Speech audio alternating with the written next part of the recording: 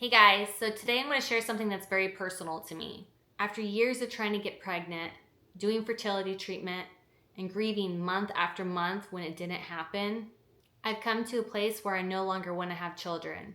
And the surprising part is I'm okay with that. It's a feeling that couldn't be further from the heartbreak that I used to feel. My husband and I spent years trying to grow our family. We tracked my cycles, we tried fertility treatment, and it just didn't happen for us. And each time it didn't work, it felt like a punch in the heart.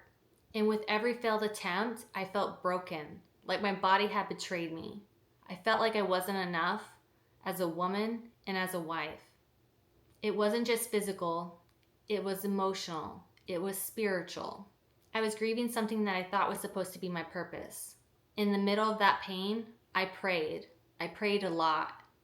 I asked my higher power to take away that desire to have children if I wasn't meant to have children, because my heart couldn't take it anymore.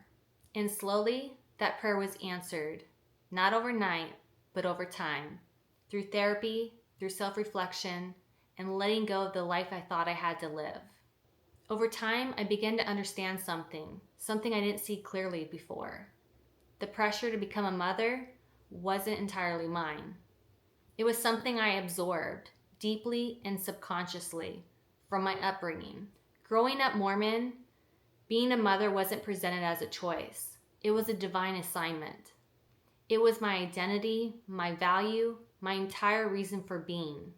But as I started to unpack those beliefs with therapy and deep self-reflection, a surprising truth began to emerge.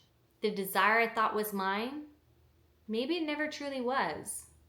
And once I gave myself permission to let go of that expectation, I didn't feel empty. I felt free. I no longer need children to fill the void that I used to feel inside me. That space has been filled with peace, purpose, and a version of myself I didn't even know I was allowed to be. Today, I don't feel broken. I no longer feel like something's missing. I have a life filled with meaning, just not in the way I once imagined. Of course, not everyone understands, especially when I go back to Utah or I talk to some of my Mormon friends and family. But outside of that bubble, people are pretty supportive. And I've even had some people confide in me saying they wish they hadn't had kids or they had at least waited. But a lot of people don't feel safe saying that out loud. If you're watching this and you're in that space of grieving, confused, unsure, please hear me when I say this. You are not broken. You are not a failure. Your life still has meaning with or without children.